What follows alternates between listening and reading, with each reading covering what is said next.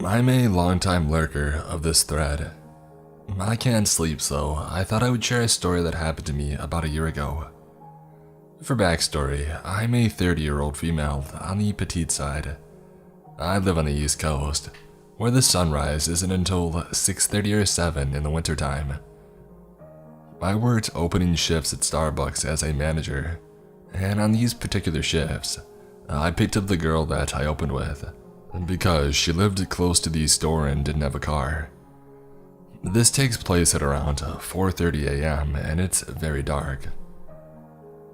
I'm driving down an empty main road, decently close to the girl's apartment complex when an old, kinda beat up forest green sedan seemingly comes out of nowhere and is behind me. We are the only cars on the road.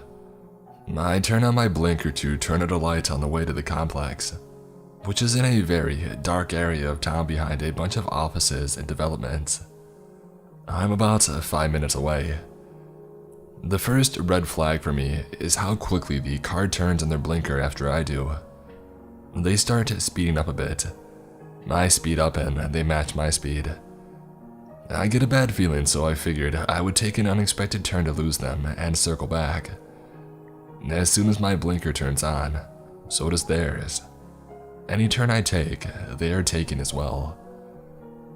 I'm freaking out after a few minutes of trying to lose them, so I pull into a nursing home parking lot assuming that they'll give up. Well, so do they with no turn signal. Mind you, because they weren't expecting it and they park across from me. I see the driver and it's a woman, probably in her 50s with a small white dog. She looks slightly unkempt but not crazy or out of it, just like a dumpy, middle-aged woman.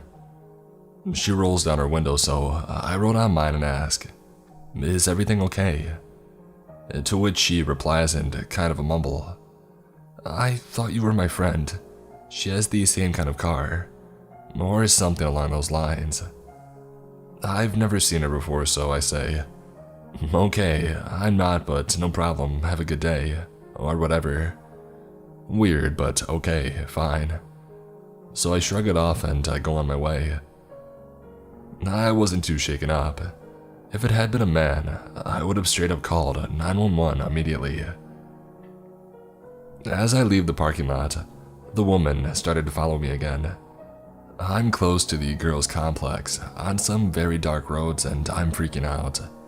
But I figure she's obviously not quite right, and she wouldn't pull into a big apartment complex's parking lot. Well, I was wrong.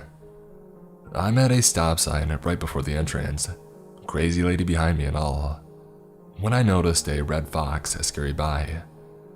This is only important because I strongly believe in signs from the universe, so it was a weird coincidence that I see my favorite animal in this moment of terror.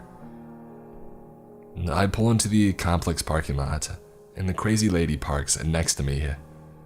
We're just sitting there for a moment, neither of us looking at each other.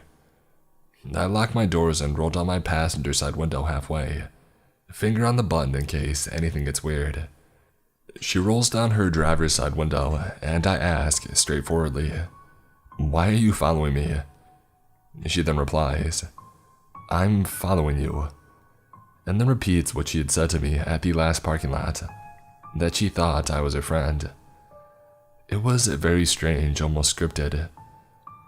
Now I'm feeling very uneasy, because it is extremely obvious that she had been, and I know it's smart to mention that I'm meeting someone.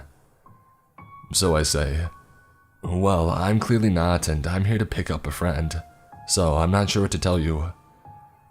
I roll up my windows and she watches me take out my phone and call my employee, and to whom I say, "Come down this second," and she leaves immediately once I'm on the phone. My employee rushes down and I explain what happened, and we both agree that it is creepy as hell. As we pull out of the complex's entrance, the red fox runs in front of my car, causing me to slam on my brakes and stop, and then it runs off into some woods on the side of the road. I have never forgotten this morning ever. And so, crazy lady with a little white dog, let's not meet again. Since almost a year now, the end of August 2019 to be exact, I have moved to an apartment in a different city because my mother, who I lived with in my hometown, passed away. I had moved here with my long-term boyfriend and one other roommate, who has been a good friend to both of us since before we had even started dating. We all absolutely love it here. The location is great. It's a 15-minute bike ride from my university, and it's located at a square with a grocery store, a drugstore, lunchrooms, and so on. So, we pretty much have everything we could possibly need to survive within walking distance. However, after just a month or two of living here, someone has started to ring my doorbell at exactly 11:05 p.m., semi-regularly. Sometimes every day, sometimes every other day.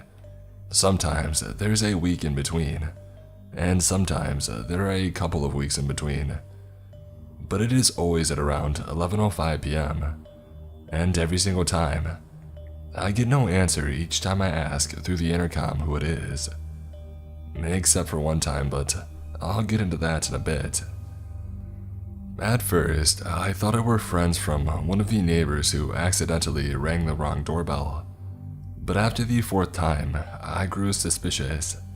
And after more than those 4 times, I started noticing that it always happens at either exactly 11:05 p.m. or a few minutes earlier or later. My boyfriend and roommate both work at bars, and so they work until pretty late, and they would usually only get home at around 2 a.m. So each time it happened, I was always at home, alone. And it started to really freak me out after a while. And when I first told them about it, they kind of shrugged it off and said that it was probably a wrong dial, like I had thought at first. But when I told them that it had happened so many times, and sometimes even daily, they didn't really believe me and thought that I was just a little paranoid and spooked out. However, one night, when the doorbell rang again, and I answered the intercom asking who it was, I heard very heavy breathing. I was thoroughly spooked at that moment. I was again home alone and kept asking who they were and what they wanted. I couldn't make up from the breathing if it was a man or a woman, but I heard a strange mumbling and whispering. And then it was dead silent, and they had appeared to have left. I had put my apartment door on a double lock after that. I was so scared. Thankfully, my roommate got home a little earlier that night, around 30 minutes after the doorbell rang, and he could tell how upset I was. Now, with the current crisis, my roommate and boyfriend aren't able to work anymore, and they now also witness the frequent door ringing at 11:05 p.m., so they do now believe me and agree that it is very odd and creepy. We have a balcony that looks down at where our apartment building's main front door is, but because there also is a shop right underneath us that always has those curtain roof things out, the view to the door is always partially obscured. Every time our doorbell rang, me, my boyfriend, and roommates would all go to the balcony to see if we could see anyone, but we never could. I have also asked my neighbors from my apartment building if their doorbell also gets rang so often, but the ones that I asked all said that it never happened to them. So, 2 weeks ago, my roommate decided to do some investigating and went outside our apartment building at 11 p.m., standing across the street and pretended to have a smoke while keeping an eye on the door. He said that he did see a man who looked kind of suspicious wandering around our apartment building, who slowed down his pace significantly as soon as he approached our door. But when he spotted my roommate looking at him, he quickly walked away. We weren't 100% sure if that's the door ringer, but that was very, very suspicious. Our doorbell hadn't been rang at night since that day, and I'm hoping that maybe it'll stop now. But there is a possibility that it will continue again in a few weeks. So, a strange doorman who rings my doorbell at 11:05 at night so often, please stop, and let's please never meet. Many of you suggested that I go outside every night at 11 p.m. so I can catch the guy in action. I would have done that if it weren't for the constant different intervals of time between each door ring. Like I said, sometimes the ringing would stop for weeks, and to go outside at night every day for weeks, especially during the wintertime, while something that might not even happen, didn't seem like an effective method for me. Many of you also suggested that I install a camera above my doorbell. We have a huge intercom doorbell board for all the bells of the apartment, so I can't install a camera there, unfortunately, as I do not have an individual bell system. If this keeps up, I'm gonna contact the police about it. I've been planning and asking more neighbors from other apartment buildings next to ours if this also happens to them. If it doesn't, I'll call the police the next time that it does. I, however, doubt that they'll do anything right now, since with the current crisis, the police will not only respond to serious crimes or immediate threatening situations.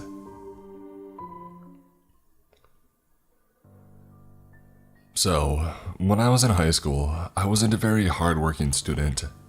I wasn't a troublemaker, but I was an incredibly lazy girl, working just the minimum so that my parents wouldn't get angry.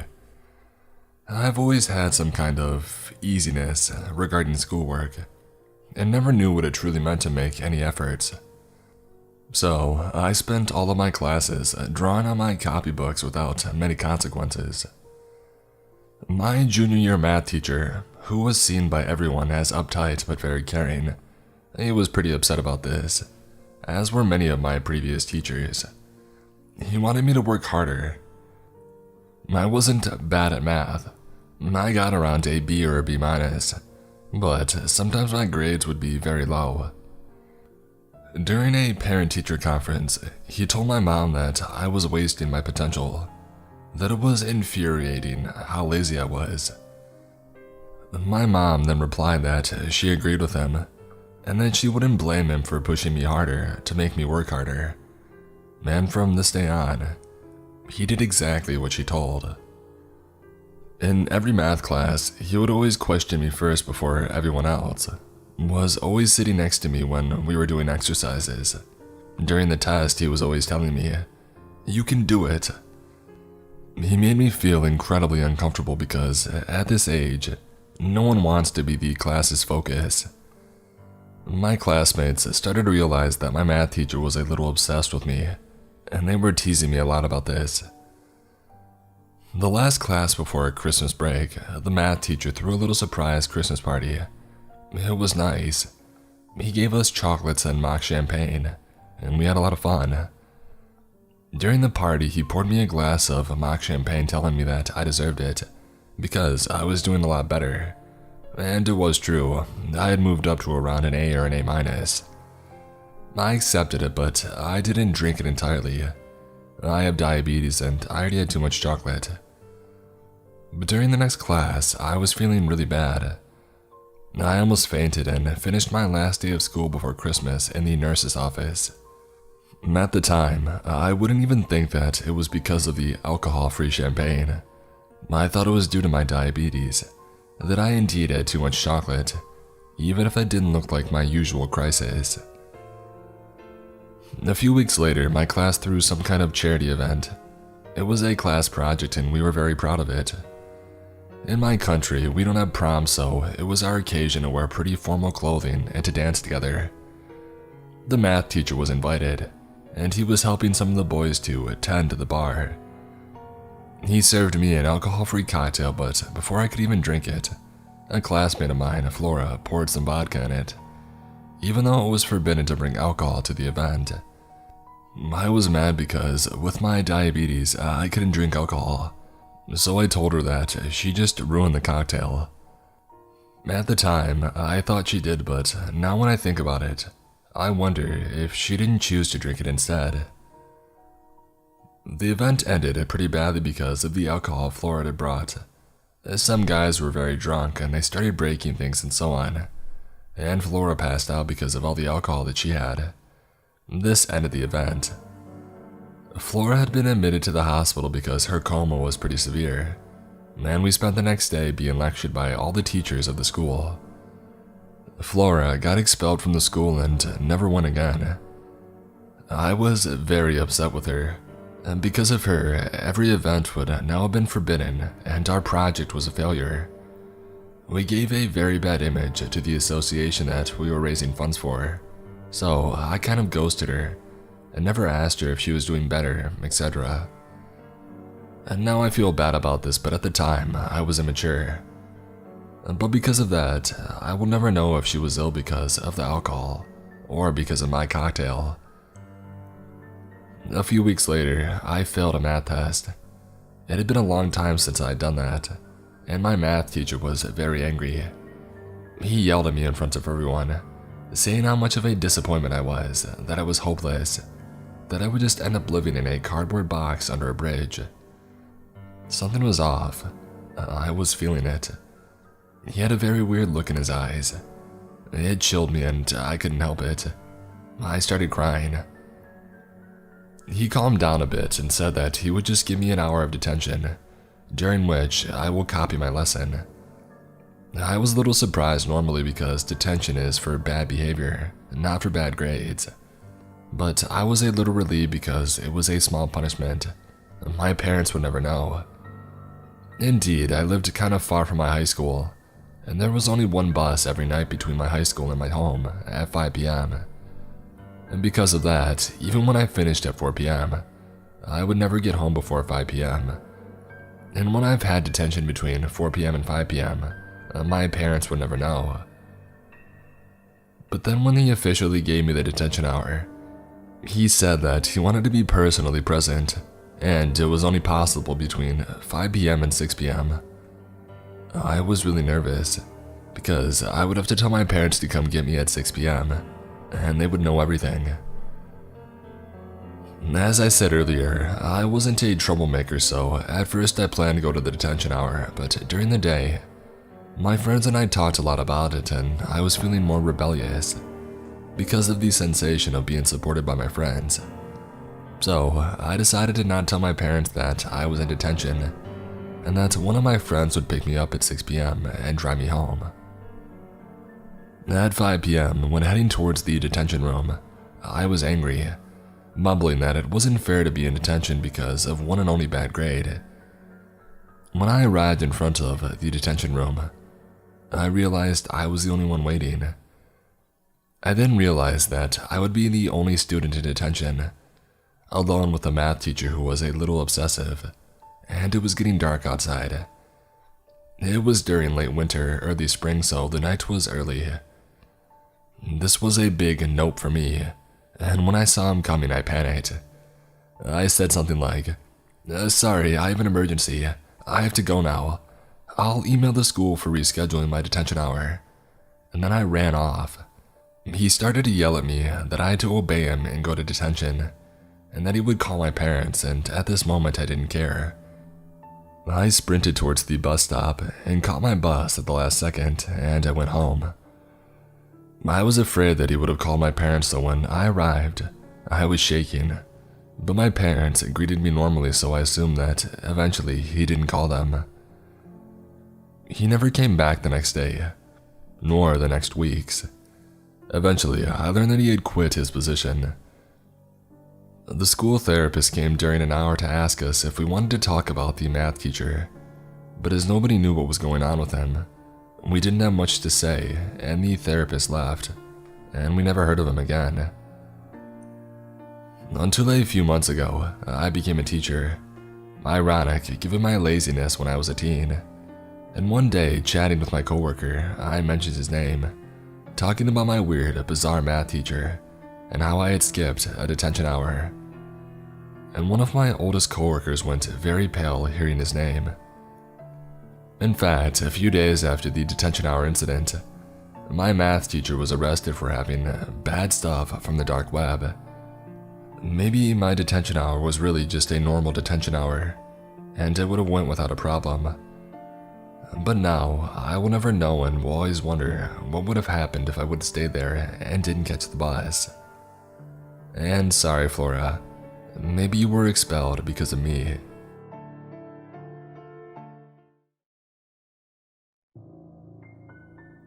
So, I'm a 21-year-old male, and this experience happened last summer, while I was on vacation at Myrtle Beach with my family. We were staying in a resort right on the beach, and we're on the 13th and 14th floor in a sort of timeshare. One night, I was feeling restless and having a hard time falling asleep, and at around 3 a.m., I decided to go out to the balcony to get some air. I stepped out and was stunned as there was a full moon, and the moonlight on the water was really beautiful. The beach was completely empty as far as I could see, and I had never seen it like that before. I decided since I wasn't able to sleep, I might as well head down, take a stroll, and listen to some music to relax. Hopefully, when I returned, I would be able to get some sleep. It was really unsafe and dumb of me, but since it was 3 a.m. and the rest of my family was asleep, I decided to just head down without letting anyone know I was going, as I thought I would just go and chill there for 10 to 15 minutes and then come right back up. So, at the base of the timeshare we were at, there was an area with a pool, an outdoor bar, and then 2 boardwalks separated by about 10 feet, which both led to the beach. On the sides of the boardwalks, there were swaths of tall grass separating the ocean and the resort. When I got down to the base, the entire area was completely deserted, and I started walking down the boardwalk on the right towards the beach. As I'm walking down, I suddenly see someone approaching me from the beach, which was strange because I had a pretty clear view of the same area from the balcony just before, and I had literally seen no one. I started to get a bit nervous, and I see this figure approach, and as I get closer, I see that it's a man, maybe in his late 30s, who has a backpack on and is wearing glasses with large, square lenses. As he gets closer, I get a clearer look at him as the boardwalk is sort of illuminated by lights from the outdoor bar. He looks very on edge and alert, almost like he's trying to find someone who is trying to meet him in this area, and his clothes are somewhat tattered. We made eye contact and I sort of nodded him and passed. At this point I'm creeped out, cause honest to God, he had the sort of Jeffrey Dahmer look. Maybe it was the glasses, and he didn't seem like he actually belonged to the timeshare. I shake it off and keep walking down to the beach, and I put my headphones in. As I get to the beach, I turn right and start walking parallel to the water, and I'm just taking in the scenery. I'm barefoot and decide that it would be nice to walk just along the shoreline, so I move closer to the water and continue walking. I'm walking for no longer than a minute before I get a really strange feeling that something is wrong. I take off my headphones and turn around, and I see a dark figure that is trailing me just up shore. He is situated in between me and the timeshare. I can immediately tell from the figure's height, body type, and demeanor that this is the same man I had passed on the boardwalk. At this point, I'm starting to panic, as every story from Let's Not Meet is rushing to my head. At the same time, I'm trying to rationalize, as it feels too surreal that it may actually be a dangerous situation. So I remind myself that it could just be a coincidence, and the man decided that he also wanted to take a walk on the beach, and just happened to be headed in the same direction as me. So I take some breaths and turn my head back to the ocean and continue walking in the same direction. After a couple of seconds, I turn my head back again and see that now he is much closer to me. It is not walking parallel to me, but is definitely actually walking towards me. I pick up my walking speed now, and I turn my head back around and see that he is matching my faster pace and is still walking towards me and the water. Still, for some reason I think, okay, maybe he also wants to walk by the water. There is no way I'm actually being followed by a creepy man on a deserted beach. So at this point, I truly test it. I do a 180 and completely change directions. And as I turn my head, I see him completely change directions with me and continue closing the distance. And he's power walking now. It suddenly hits me that I'm in a really bad situation, and I take off on a run along the water, and he starts running as well, but stays up short of me so that if I try to run up towards the boardwalk, he will intercept me.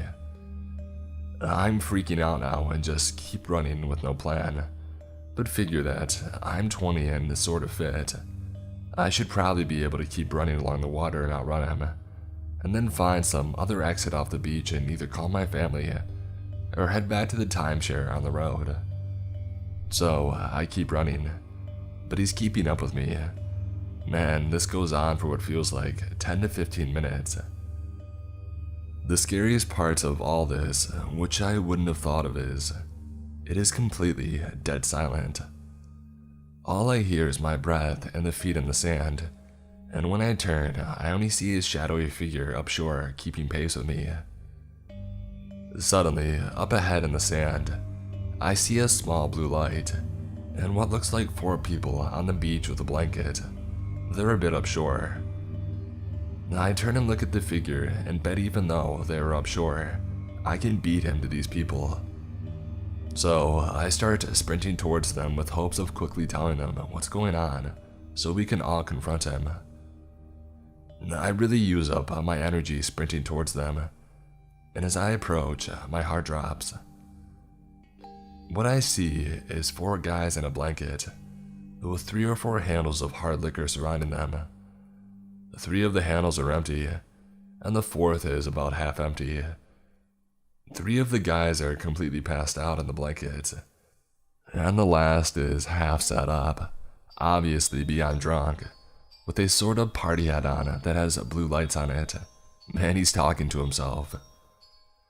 His eyes are half closed and he doesn't even register me approaching him, even though now I'm no more than 5 feet away. I turn and see the figure has slowed down and is observing me. And then I see he makes sense of the group state and suddenly starts sprinting at me. As he gets closer, the half-passed out guy's blue light illuminates him, and I can clearly see it's the same guy as before. I make eye contact with him, and I can see he's wide-eyed and looks almost manic, and is barreling at me full sprint. At this point, I decide I have to do something decisive. It seemed like I had underestimated his fitness, and since I just sprinted towards the group and exhausted myself, I was afraid that he might actually be able to catch me if we just continued running along the beach indefinitely, and then who knows what. So, instead of turning around and running, I suddenly sprint towards him, and to the right, which I don't think he was expecting at all. I catch him off balance and run past him, and I literally am full sprinting back to the timeshare without even looking back. Literally all the hairs on my neck were standing, and it felt like a dream where you're barely evading someone, but he's right about to catch you. The adrenaline was crazy, and I keep running, and I start to see the timeshare. I finally turn around to see how close he is, and I see him in the distance, maybe 400 or 500 feet away. He's lost a lot of distance on me. I don't waste any time and I sprint up the boardwalk and towards the base of the timeshare. I jam the elevator buttons and I leap in, and start mashing the closed door button as I'm gasping for air. The door closes and I hit the button for my floor, and when the elevator reaches, I literally sprint back to my room, open the door, enter, and then slam the door and double lock it. I'm breathing heavy and I drop to the floor and just sit there for a minute, not believing what just happened. I crouch and crawl over to my room, as I was literally afraid he might be able to see me through the window of our balcony, and I enter my room. Let's just say, I definitely wasn't able to sleep after that.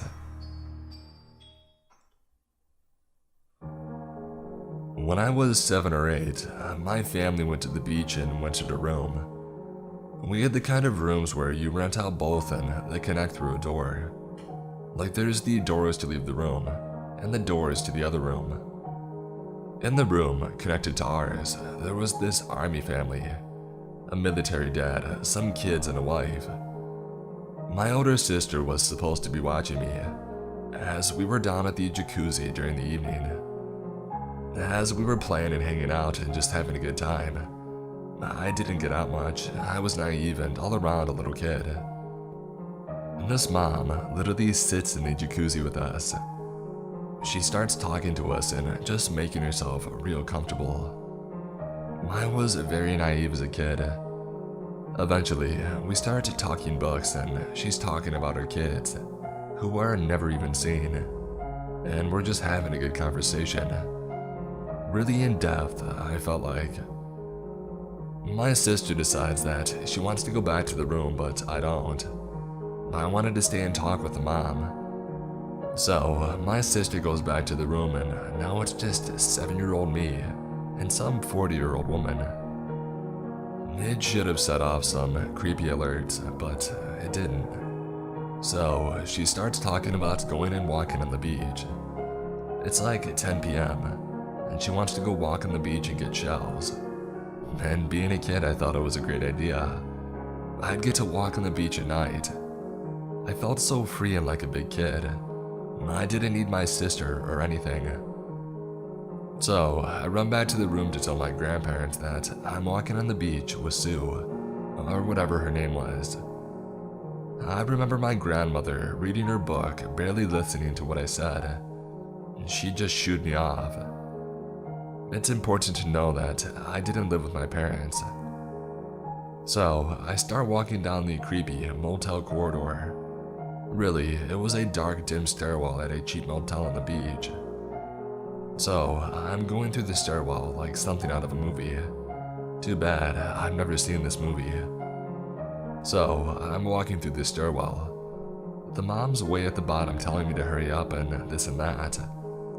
While walking through the stairs, the army dad comes running hauling butt to where I'm at.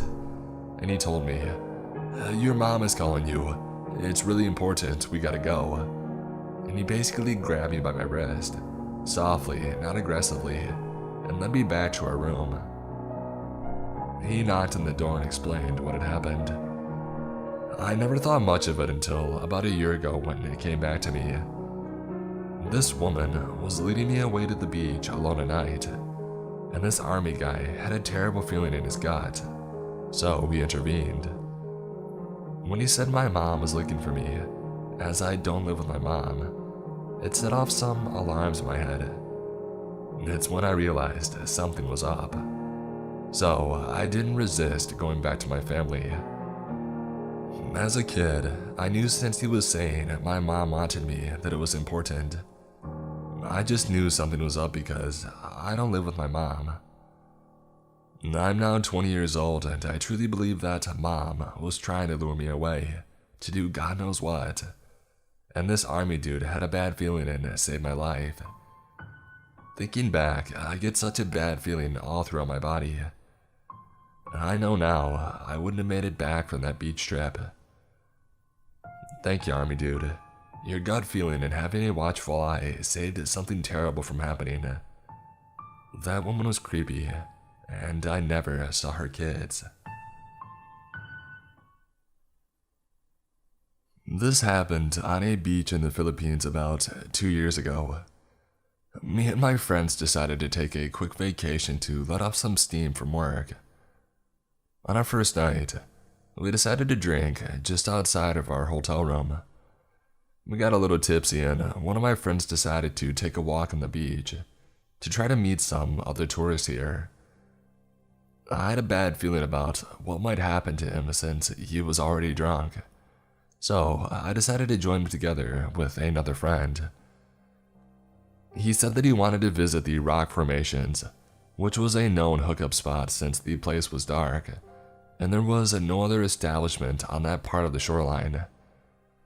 It stretches to about half the length of a football court with pure darkness. I was reluctant about the idea of him going, but he was adamant, so I agreed as long as he comes back after a few minutes. Me and my other friend waited on the last bar on the end of the shoreline before the dark area starts. Me and my friend were talking about something when we heard a gut-wrenching scream. It sounded like our friend, so we decided to rush in. The only light at that time is coming from the moon, so my friend decided to pull out his phone and turn on the flashlight. We asked around and saw some people hooking up on the sand. We asked if they saw our friend, giving them descriptions on what he might look like, but they said that they never saw him. Our hearts were pounding at this point because we don't know what might have happened to him. We ran until we reached the end of it. There was a huge rock on the shore about 15 feet tall with a local guy standing on top of it. We asked him, "Have you seen our friend?" He was about my height wearing a black shirt. He said, "Was he gay?" I didn't see the relevance of that question, but I said yes. Well, he might have went there in the mangroves, and then pointed to a darker part of the beach filled with mangroves. Using only the light on the phone, we tried searching the small area. It looks like a tiny shelter with the overgrown plants acting as the roof.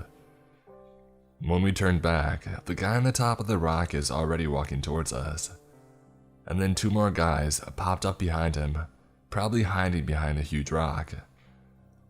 "He wasn't there," I said. And then the guy who was on the rock did a karate chop on my friend's arm, making him let go of his phone, which was successful, as the phone rolled in the sand. My friend was able to grab the phone, and that's when he shouted, "Run!" I was confused with what just happened, that I just started running after he said run, without actually knowing what we were running for. And that's when it hit me that it was an ambush, that we were led into the mangroves for them to steal my friend's phone. I was running for a few seconds when I started feeling the weight of my feet. The sandals that I was wearing got really heavy because I wasn't aware I had been running on wet sand. My friend took off his flip-flops for him to run faster. I wanted to do the same, but I then realized my sandals were strap-on, so I just continued running. I could hear the guys chasing us saying, "Hey, stop, we're just joking." I don't want to fall for what they said, so I continue running, and my legs are starting to feel numb since I'm not really an athletic person. There came a point where I wanted to just stop since I didn't have anything valuable with me. But then I thought that could be a reason for them to harm me, so I ran with all my might till we got to the first bar. My friend was already there catching his breath when we saw the friend that we were looking for, laughing and talking to the locals. We wanted to punch him for what he put us through, but he had no idea what just happened, so we let it go. Our vacation still went through, and we still go to that island from time to time, but we vowed to never go to that side of the beach ever again. Now, that part of the beach has already been closed to tourists. So, to those guys who tried to mug us on the beach, please, let's not meet. And one other thing. My friend said he wasn't the one who screamed, but it sounded like him. If it wasn't him, then who was it?